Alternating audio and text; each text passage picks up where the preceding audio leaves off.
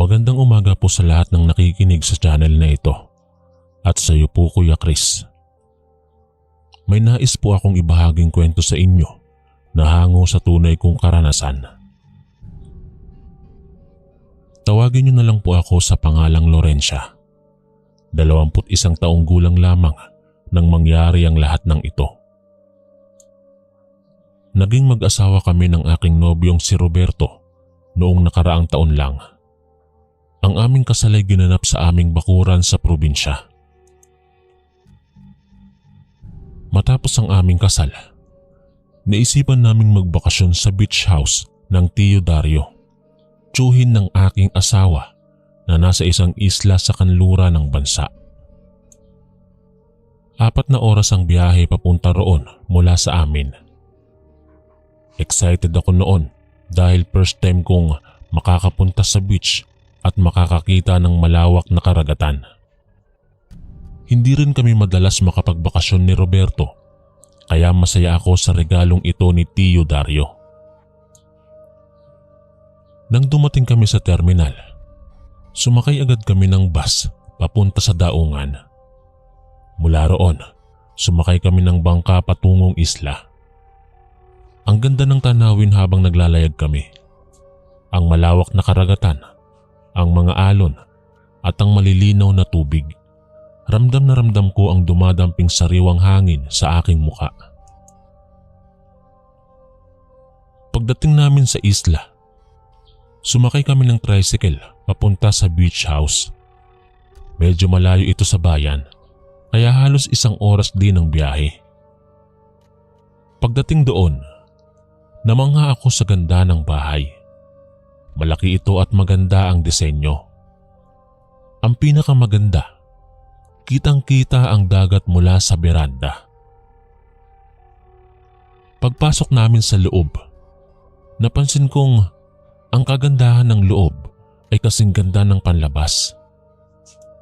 Kompleto ito sa mga kagamitan at napakalinis.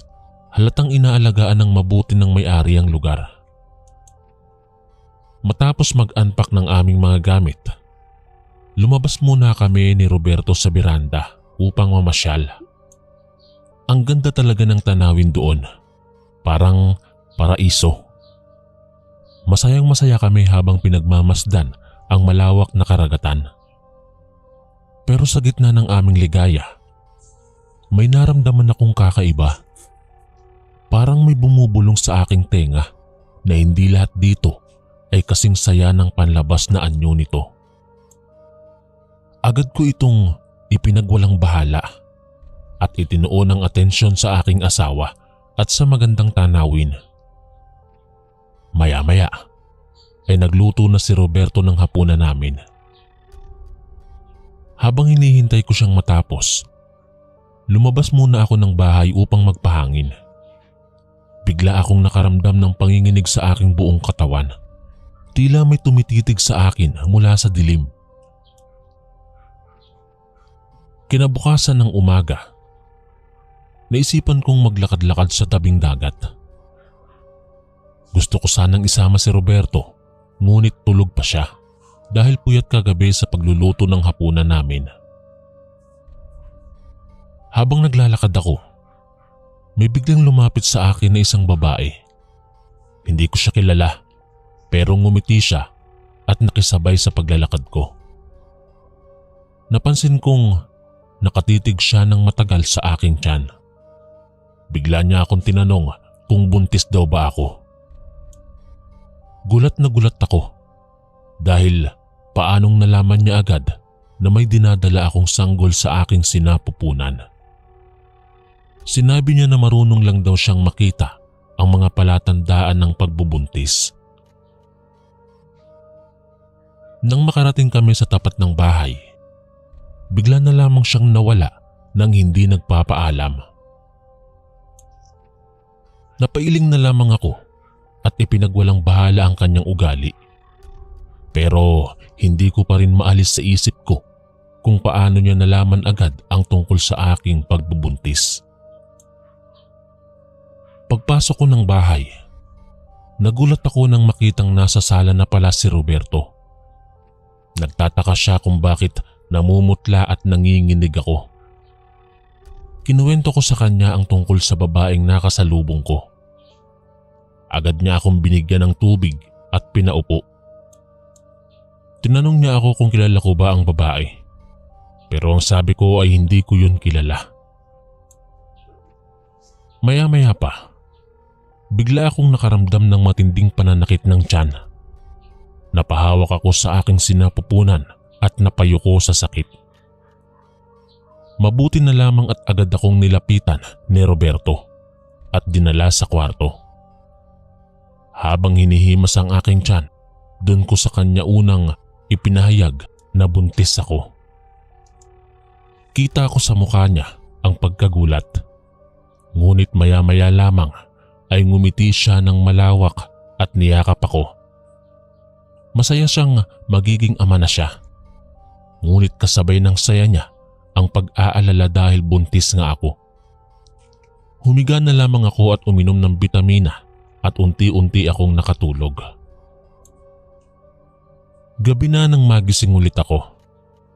Panay ang yakap ko sa aking tiyan dahil kaba ang nararamdaman ko. May mali, may hindi tama. Ramdam ko sa aking kalooban na may panganib na nagbabadyang dumating. Naisip kong magpahangin saglit sa labas ng bahay. Habang nakatayo ako sa may balkonahe at ninanamnam ang hangin na dumadampi sa aking muka, bigla akong nakakita ng isang maitim na anino sa sulok ng bakuran. Agad akong napasigaw sa gulat. Tinawag ko si Roberto upang ipakita rito ang anino. Ngunit nang lumingon ako, wala na ito. Pinapasok na ako ni Roberto sa loob ng kwarto at doon niya ibinalita ang tungkol sa mga aswang. Ayon sa kanya, maraming gumagala sa isla na mga halimaw na nagnanasa ng laman ng tao. Mga aswang daw sila na mahilig kumain ng mga buntis na babae. Kinilabutan ako sa kanyang sinabi. Hindi ko alam kung totoo ba ang lahat ng iyon. Ngunit sa nararamdaman ko, parang may katotohanan nga ang sinasabi niya.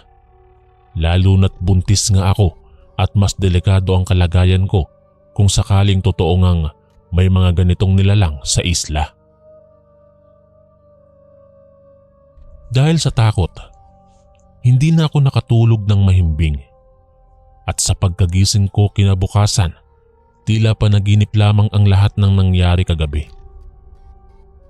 Ngunit habang naglilinis ako ng bahay, muling bumalik ang pakiramdam ng panganib.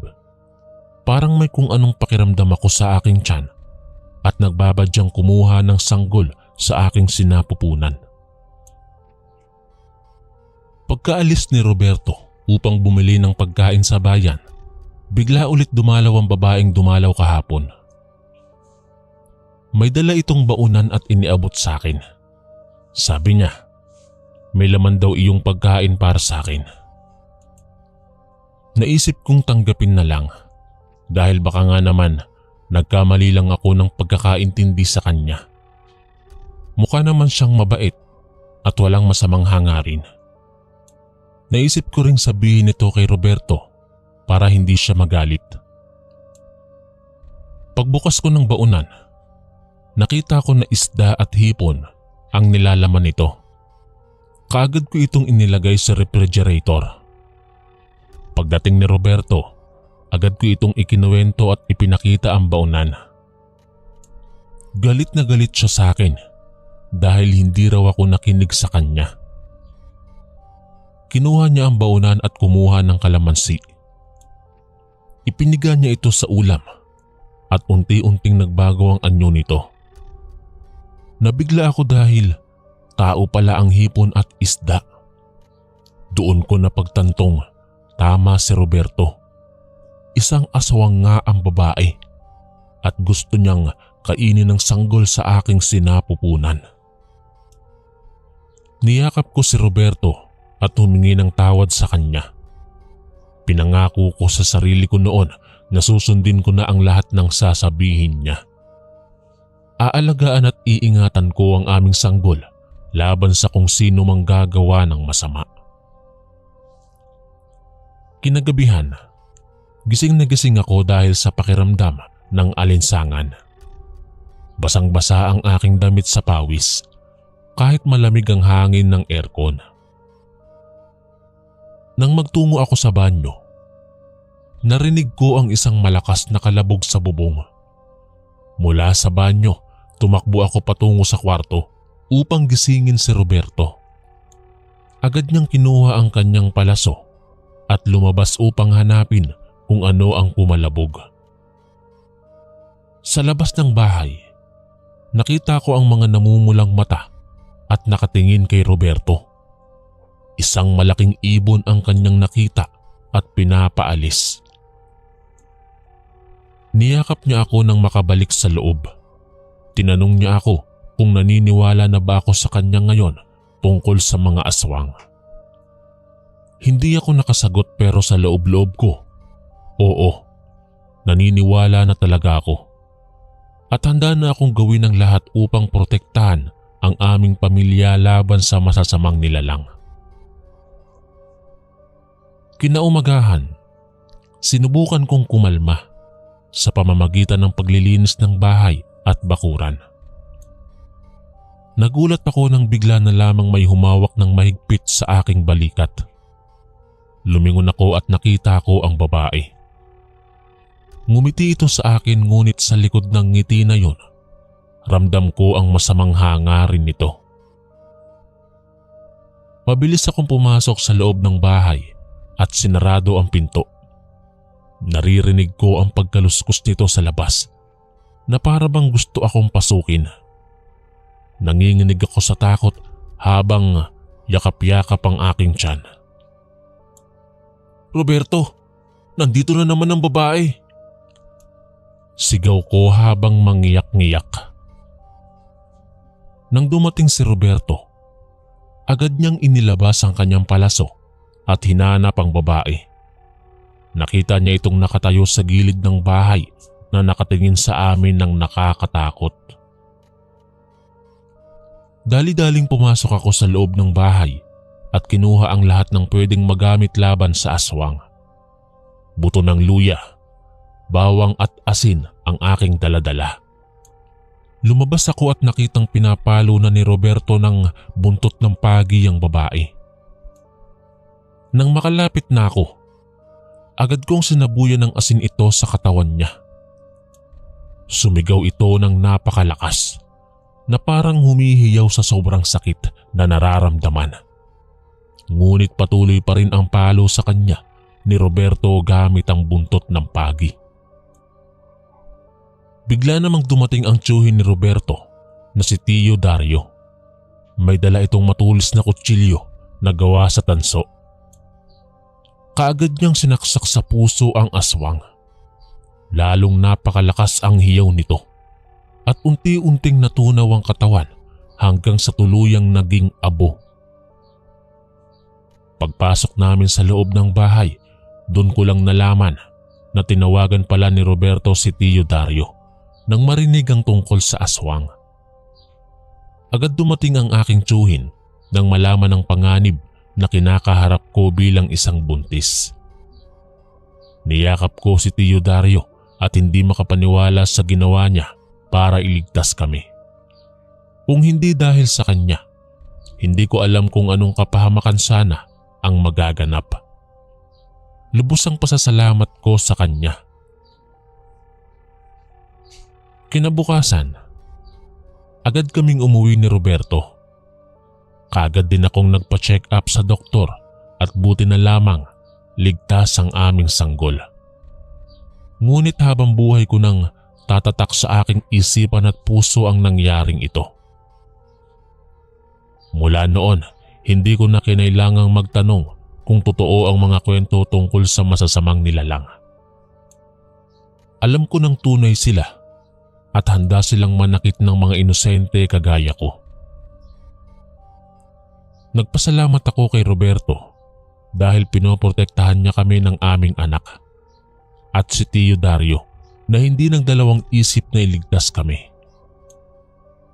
Napag-alaman kong ipinagbili na niya ang bahay sa isla upang maiwasan na maulit ang ganitong insidente. Ngayon ay mas maingat na kami ni Roberto. Alam namin ang mga dapat gawin upang maalis ang anumang masamang elemento o aswang. Higit sa lahat, nagkakaisa kaming mag-asawa sa pagmamahal at pangangalaga sa aming pamilya.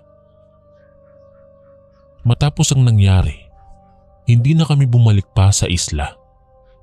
Ipinagbili na ni Tio Dario ang kanyang beach house doon dahil ayaw na niyang magkaroon pa ng ganitong insidente. Magmula noon, talagang itinuon ko ang aking pansin sa aking kalusugan at sa pag-aalaga ng sanggol sa aking sinapupunan.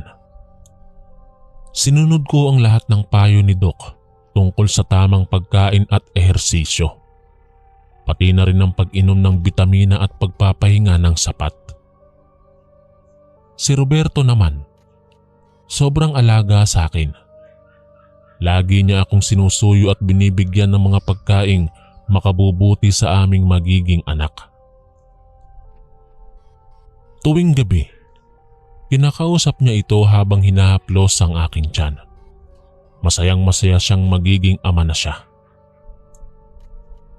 Nang dumating ang takdang araw, isinilang ko ang aming sanggol na isang napakagandang babae. Pinangalanan namin siyang Erica.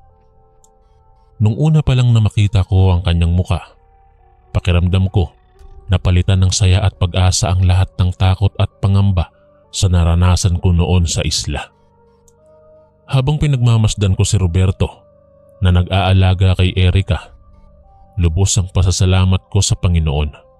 Salamat sa kanya at binigyan niya kami ng isang magandang anak at pinangalagaan niya kami sa gitna ng lahat ng pagsubok.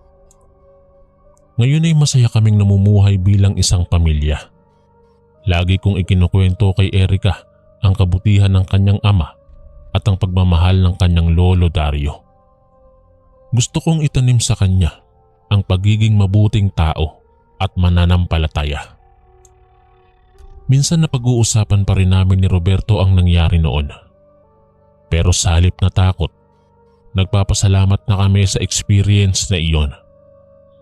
Dahil doon, lalo naming minahal ang bawat isa at ang munting sanggol na ipinagkaloob sa amin. Hanggang dito na lang po, Kuya Chris. Maraming salamat po and God bless.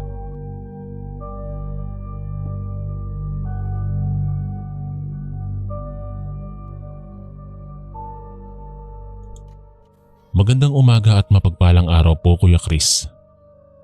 Itago niyo na lang po ako sa pangalang Corazon. 57 taong gulang at isang mangangalakal ng sariwang isda sa palengke ng aming bayan sa lalawigan ng Laguna. Isang payak na bahay kubo lamang ang aking tirahan sa may labasan ng aming baryo na katabi ng ilog. Hinahangaan ako ng aking mga kapitbahay dahil sa aking kasipagan at pagsisikap sa araw-araw. Taon-taon bago sumikat ang araw ay nakaunat na ang aking katawan patungong daungan kung saan dadatnan ng malalaking jeep ang mga fresh na huling isda mula sa dagat. Doon ako bumibili ng aking mga paninda sa murang halaga at kaagad na isasakay sa tricycle papuntang palengke. Sa palengke, nakalaan na ang aking tindahan sa may gitna. 2 o 3 lamesa ang aking itatayo, tsaka ko ikakarga ang aking mga panindang isda. Maaasahan ng aking mga suking mamimili na buong araw ay nariyan ang sariwa at mababangong galunggong, dilis, matambaka, tulingan at kung ano pang sariwang huli sa dagat. 3 sa 4 na taon, bihirang nabubulok ang aking paninda. Sa awa ng Diyos, madalas na mas mabilis pa sa inaasahan ko na maubos ang mga iyon. Sa katunayan, iisa lang ang katunggali ko sa pagbebenta ng sariwang isda. Ang babaeng kapitbahay naming si Aling Delia. Minsan ay bumibili rin kami sa parehong daungan. Subalit dahil magkaibigan naman kami, madalas kaming nagbibigayan ng abiso kung papaano at sa anong oras kami mamimili ng paninda. Para na rin hindi mag-agawan at mas mapaunlad ang aming negosyo. Isang Biyernes ng umaga, gaya ng dati ay maaga akong nasa aking tindahan. Humigit kumulang 30 kilong dilis at mga 20 piraso ng matambaka at tulingan na malalaki ang nakalatag sa aking unang lamesa. Wala pa rin ang aking suki ngunit alam kong darating din sila mamaya. Nangangarap akong maubos lahat ng aking paninda sa loob ng isang araw. Nakaangkla sa isipan ko ang pangarap na makaipon ng sapat para sa tuition ng aking anak sa kolehiyo na si Rita. Sa oras ding iyon ay dumating si Aling Delia. Kumaway siya sa akin at may masayang muka. Humingi siya ng paumanhin sa akin at hindi niya ako naabisuhan, ngunit pilit pa rin niyang sinubukang makabili ng paninda. Subalit hindi niya kabisado ang mga trip ng mga tao kaya hindi rin siya umubra. Karamihan sa kanyang nabili ay pinalugi niya lang. Sa kabila ng kapighatiang nararanasan ni Aling Delia, patuloy pa rin ang agos ng aking mga mamimili. Halos maubos ko na ang paninda nang biglang may huminto sa tabi ng aking tindahan. Tila hindi ko pa nakikita ang matandang lalaking iyon kahit kailan. Mukhang bagong salta siya sa aming palengke. May bitbit siyang isang malaking supot na puno ng isda. Sa gulat ko'y puro malalaking galunggong iyon. Halos kasing laki ng aking bisig at binti. Ngunit ang pinakamatindi, nakaramdam ako ng panglalata sa presyo ng kanyang mga paninda. Sa halagang nagkakahalaga lamang ng 5 piso, kaya na niyang ipagbili ang isang peraso ng kanyang galunggong.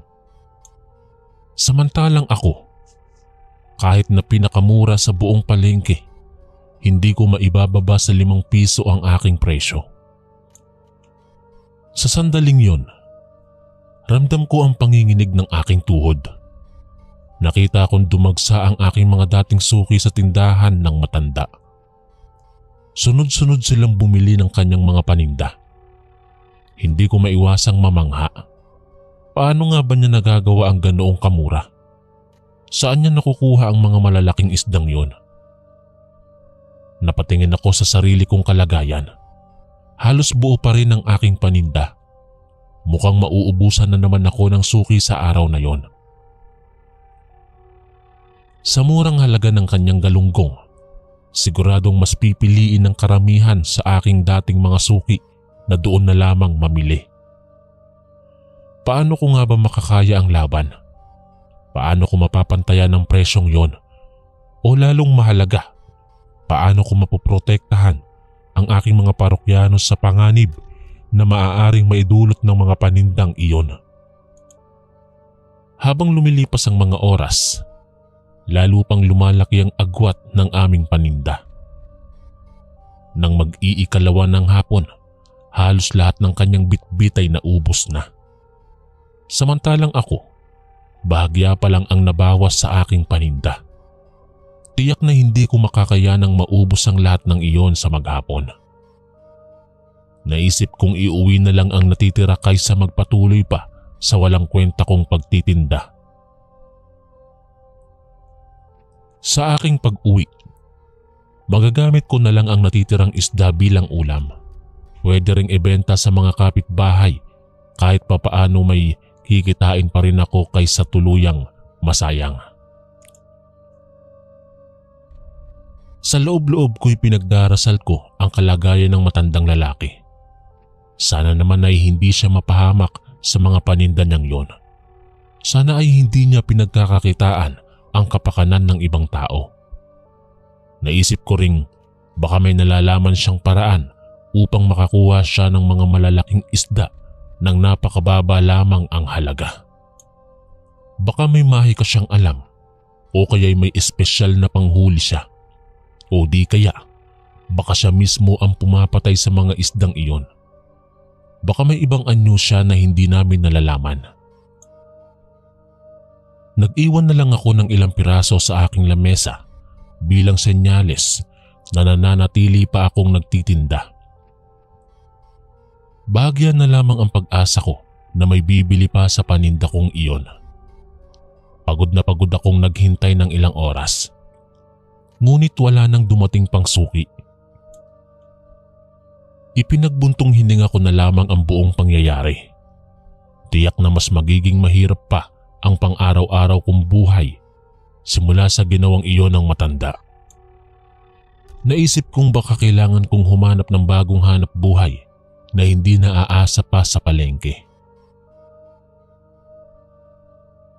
Nang gabing yon, hindi ako agad nakatulog. Hindi maalis sa isipan ko ang ginawa ng misteryosong matanda. Lalo na ang napakababang presyo ng mga panindang isda niya. Meron akong kakaibang kutob na meron siyang ginagawang hindi maganda o kababalaghan. Maya-maya pa, biglang may narinig akong ugong sa labas ng aming bahay. Parang may malalaking ibon na paulit-ulit na lumilipad sa aming bubungan. Paminsan-minsan, naririnig ko ring bumubukas ang aming bintana. May nilalang na gustong pumasok. Dali-dali kong ginising si Rita, ang aking anak. Sabi ko sa kanya, maganda siya ng patalim at magtago sa ilalim ng kama. Habang ako naman, dahan-dahan kong binuksan ang ilaw at hinanap ang aming pangontra sa masamang elemento o aswang, ang sako ng asin. Bagong bili lang namin iyon, kaya puno pa ng asin. Agad kong binuhat papunta sa pintuan kasabay ng isang malaking kutsilyo. Handang-handa akong harapin ang anumang nilalang na gustong pumasok sa aming tahanan. Saktong pagkabukas ko ng pinto, isang malaking anino ang dumapo sa bakuran namin. Mabilis kong sinabuyan ng asin at saktong tumama ito sa nilalang.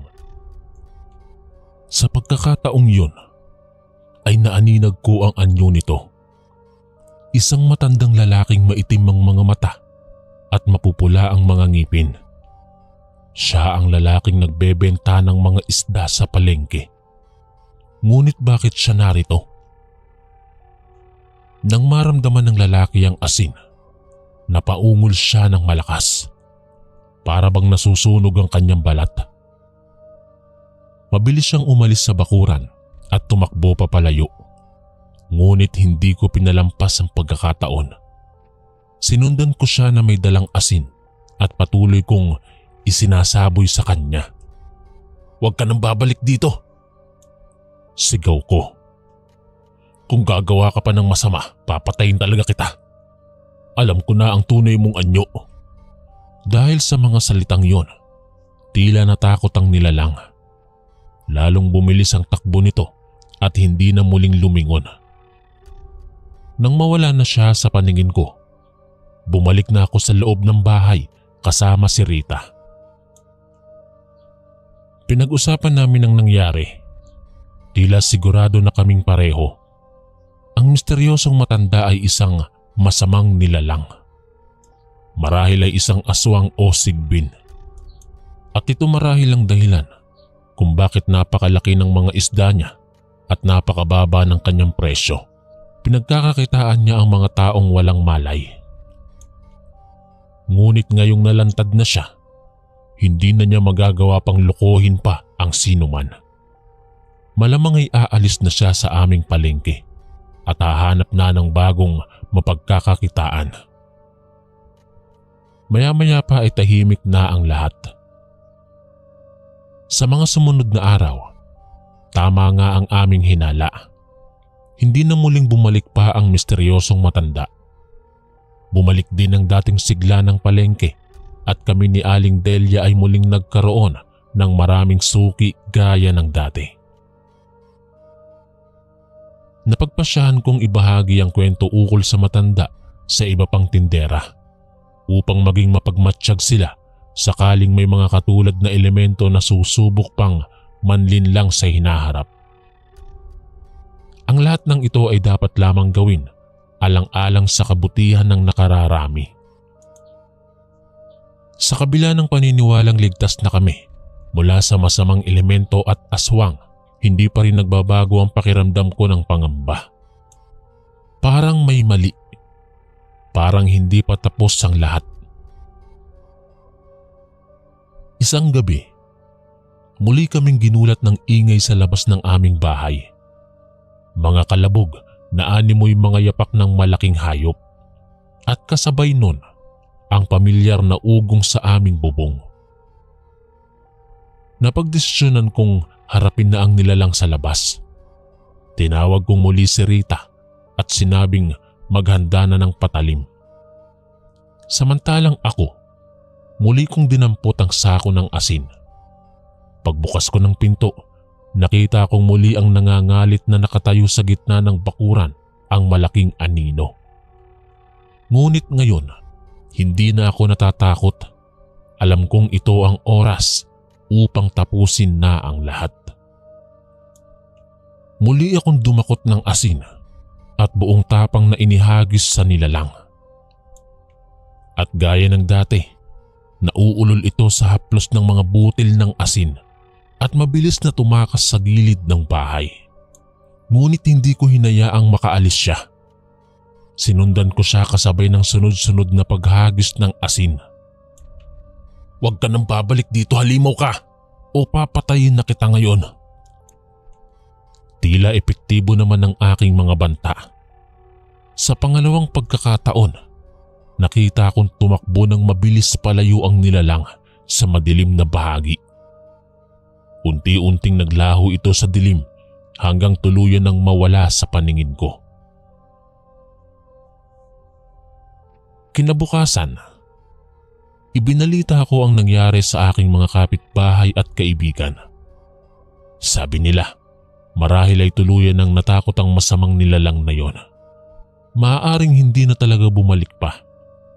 Ngunit patuloy pa rin akong nag-iingat. Hindi ko alam kung magagawa ko pang haraping muli ang nilalang kapag muling bumalik iyon. Ngunit sa ngayon ay masaya akong makitang tahimik at payapang muli ang paligid. Unti-unti ay bumabalik ang dating kasaganaan ng aming buhay sa palengke. Malaking aral ang naidulot sa akin ng karanasang ito.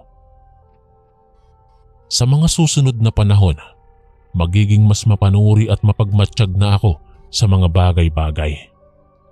Mas matututong maging maingat laban sa anumang panganib o panlilinlang mula sa hindi ka nais-nais na nilalang. Matapos ang maraming taon, nakapagtapos na rin sa kolehiyo ang aking bunso na si Rita. Siya ngayon ay isang ganap na guro sa paaralan. Ngunit higit sa lahat, labis ang aking pasasalamat dahil sa wakas ay nakalaya na rin ako sa aking dating pamumuhay. Hindi na kailangan pang bumalik sa palengke at magbenta ng isda araw-araw. Ito ang pangako sa akin ni Rita. Naaalagaan niya ako hanggang tumanda ako. Kaya ngayon, napakaluwag ng aking mga araw. Nasisiyahan ako sa pagluluto ng aming mga pagkain at pag-aalaga ng maliit naming hardin. Madalas akong may panauhin mula sa aking mga dating kapitbahay at kaibigan sa palengke. Naikukwento ko sa kanila ang tungkol sa aking mga nagdaang karanasan.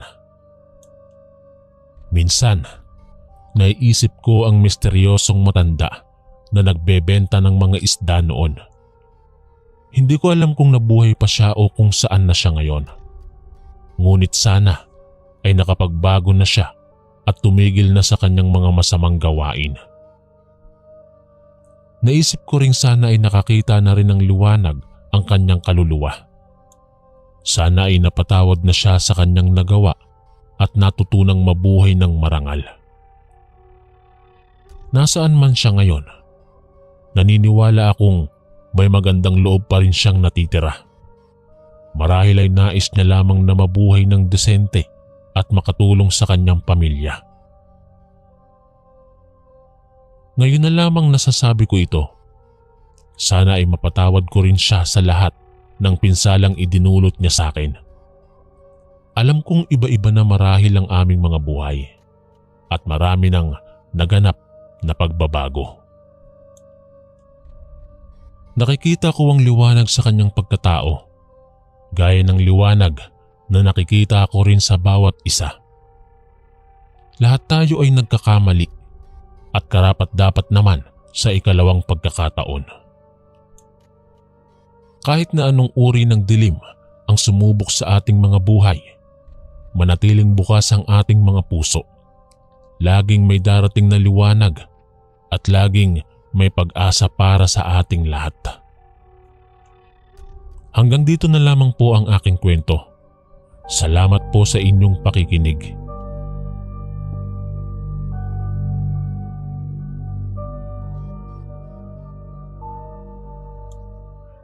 Magandang umaga po sa inyong lahat. Itago niyo na lang po ako sa pangalang Edward. Isang masugid na tagapakinig at taga-subaybay sa mga kwentong kakaiba at misteryoso dito sa inyong programa.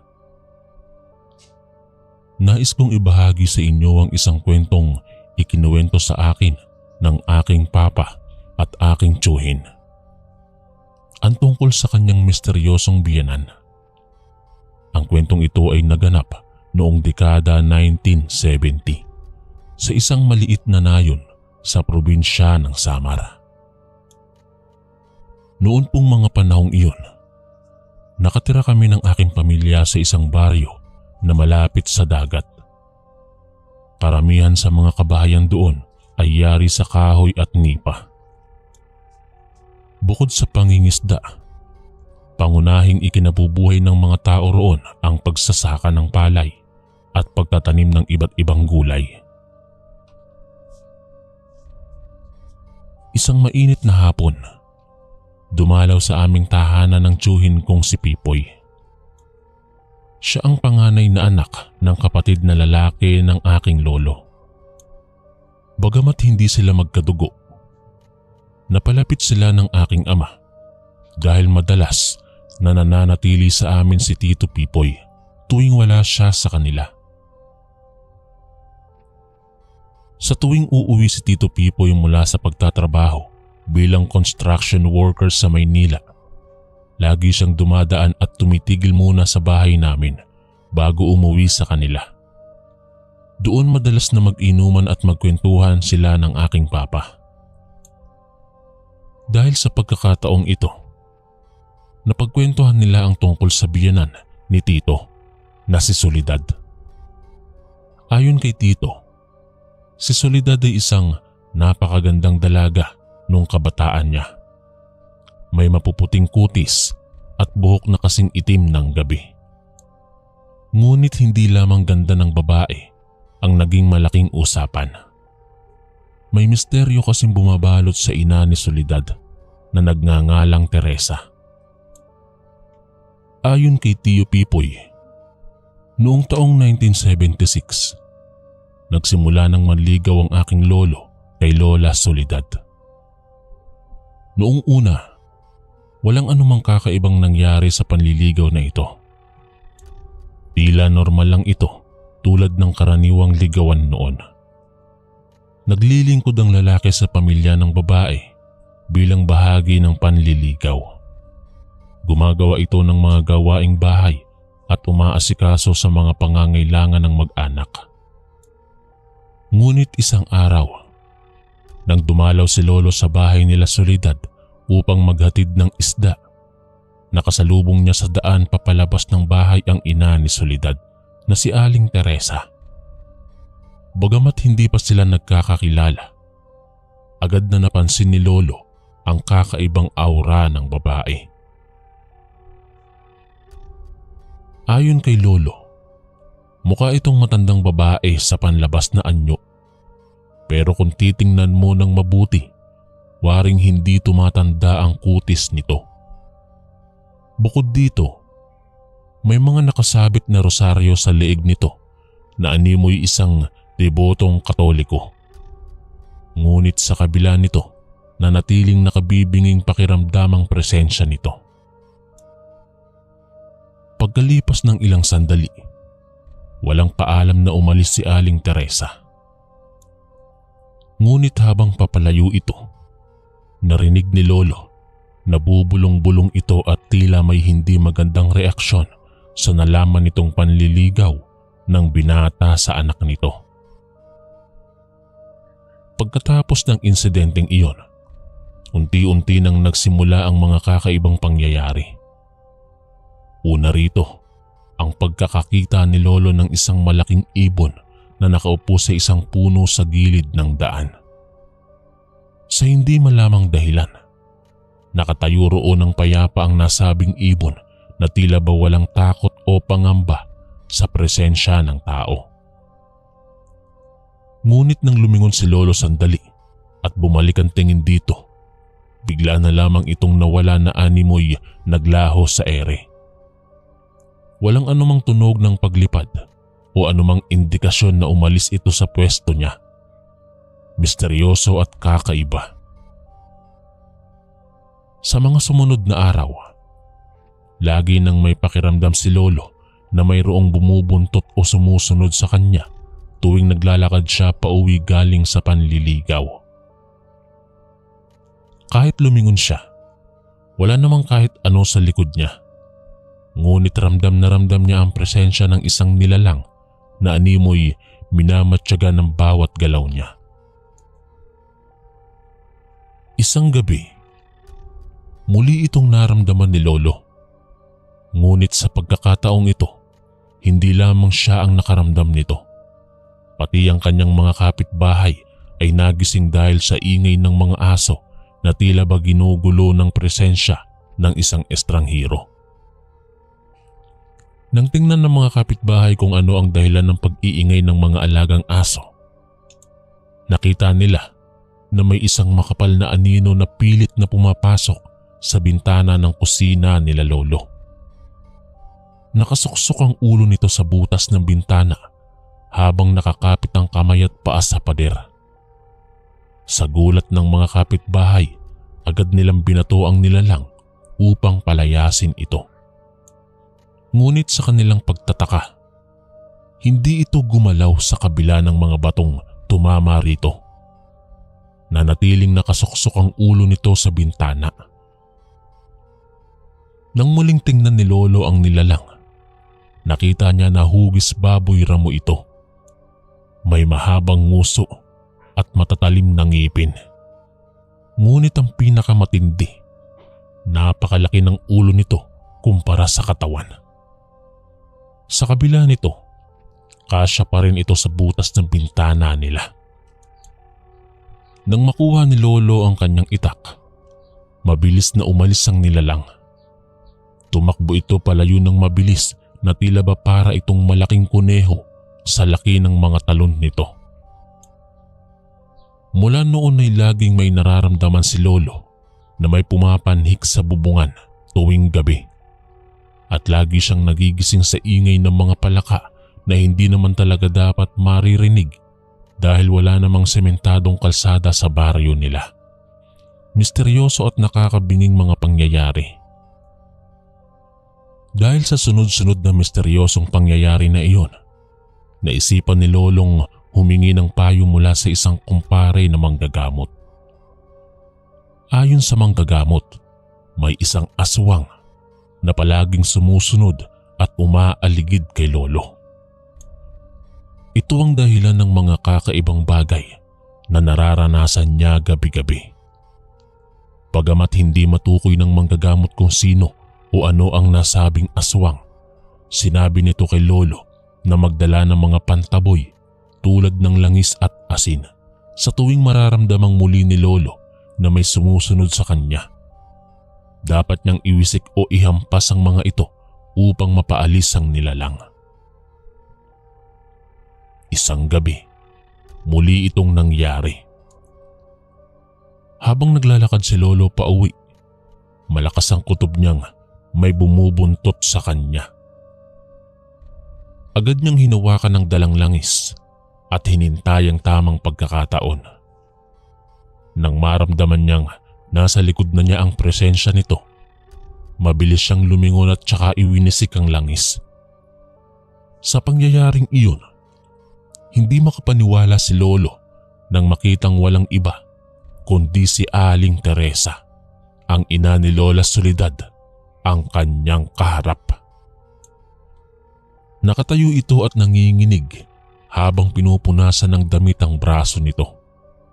Mukha itong galit na takot samantalang nakatingin kay Lolo. Sa gulat ay nasambit ni Lolo ang pangalan nito. At sa hindi maipaliwanag na dahilan, bigla na lamang itong tumakbo palayo. Dito na pag-alaman ni Lolo na ang misteryosong nilalang pala ay walang iba kundi ang magiging sariling biyenan niya, si Aling Teresa, ang aswang na lagi niyang nararamdaman. Sa kabila nito, patuloy pa rin ang takot ni Lolo para sa kanyang pamilya. Hindi pa rin niya lubos maisip kung bakit siya ang target ng biyenan. Ano kayang masasabi ni Lola Soledad kapag nalaman niya ang totoo? Pinag-isipan ni Lolong mabuti kung dapat bang sabihin kay Lola Soledad ang tungkol sa kanyang ina.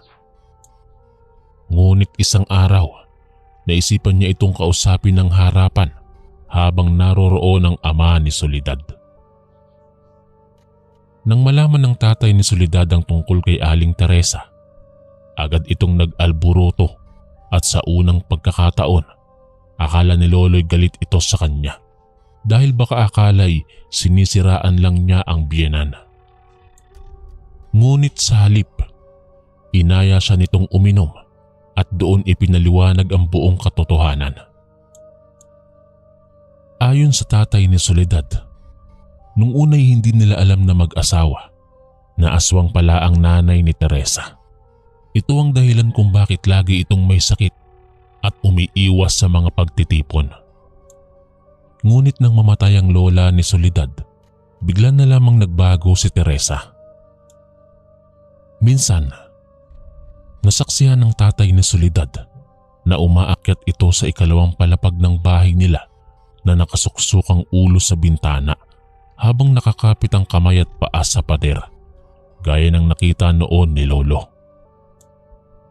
Nang magising siya, bumalik sa anyong tao si Teresa. Ngunit mula noon, madalas na silang mag-away dahil ayaw niyang umalis ang asawa para bisitahin ang mga anak. Pinapalibutan na rin niya ng asin ng bakod upang hindi itong makapasok muli. Dito rin natuklasan ng tatay ni Soledad na kahit wala siya, nagpaparamdam pa rin si Teresa sa mga anak. Maaaring ito ang dahilan kung bakit wala nang ibang nanliligaw kay Soledad maliban kay Lolo. Marahil ay tinatakot ni Teresa ang mga dating manliligaw. Ngayon ay malinaw na kay Lolo kung bakit siya ang target nito. Paano niya mapoprotektahan ang magiging pamilya niya kung sakali? Sa kabila ng panganib, minahal pa rin ni Lolo si Lola Soledad at itinuloy ang pagpapakasal. Pero hindi niya hahayaang madamay ang pamilya sa sumpa ng aswang ng kanyang biyenan. Ang una niyang ginawa ay ang maglagay ng mga bagay na makapagpapalayo sa mga masasamang elemento gaya ng mga aswang. Tinaniman niya ng mga bawang at sibuyas ang paligid ng bakuran nila. Naglagay din siya ng 3 buntot ng pagi sa bahay bilang pantaboy. Madalas noon nagigising sila Lola dahil sa ingay ng mga hayop sa labas. May maririnig silang kalabugan sa bubong o huni ng mga palaka kahit walang ulan. Upang maprotektahan ang kanilang anak, iniwang mag-isa sa isang silid si Tio Pipoy habang sila naman ni Lola Soledad ay nasa kabilang kwarto. Ginawa ito ni Lolo upang hindi maramdaman ng anak ang anumang masamang presensya sa gabi. Sa kasamaang palad, patuloy pa rin ang pakikipag-usap ni Lola Soledad sa kanyang ina. Madalas itong lumalabas ng bahay kahit pa hindi sang-ayon si Lolo. Dahil dito, Madalas silang magkatampuhan na mag-asawa. Ngunit sa huli, pamilya pa rin ang pinakamahalaga kay Lolo. Ginawa niya ang lahat, maprotektahan lamang sila sa kapahamakan. Nanaig ang pagmamahal niya para kay Lola at Tiyo Pipoy kahit pa may banta ng panganib. Nang mabuo ang pamilya nila Lolo at Lola, unti-unti na ring naging komportable si Lolo sa bagong buhay. Bagamat lagi pa ring may pangamba sa kanyang puso, unti-unti na niyang natutunang harapin ang mga pagsubok bilang isang asawa at ama. Sa tuwing gabi, palaging handa ang langis ni Lolo bilang pantaboy sakaling may maramdaman siyang kakaiba sa paligid.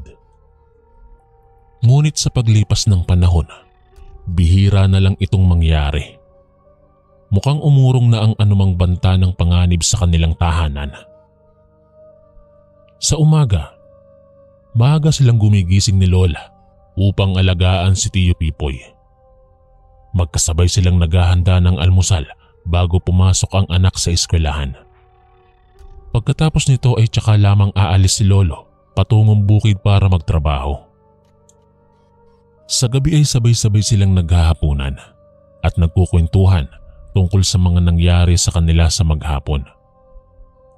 Sa mga sandaling yon, pakiramdam ni Lolo, wala nang ibang mahalaga pa maliban sa oras na kasama ang pamilya. Unti-unti na niyang nalimutan ang takot na nadarama dati. Ngunit hindi pa rin niya maialis sa isip ang biyenan. Paano kung isang araw, pagdilim ng gabi, muling bumalik ito? Lagi itong ipinagdarasal ni Lolo na sana'y tuluyan ng maalis ang anumang sumpa sa pamilya. Ngunit anuman ang mangyari, desidido si Lolo na gawin ang lahat makapagbigay ng magandang kinabukasan sa kanyang asawa at anak. Haharapin niya ang anumang pagsubok dahil sabi nga nila, ang tunay na pag-ibig ay laging handang magtiis at magsakripisyo. Sa paglipas ng panahon, unti-unting bumalik ang normal na pamumuhay nila Lolo at Lola at Tiyo Pipoy. Nang tumungtong sa 12 taong gulang si Tiyo Pipoy, minabuti nilang lumipat na sa sentro ng bayan upang doon magpatuloy sa pag-aaral.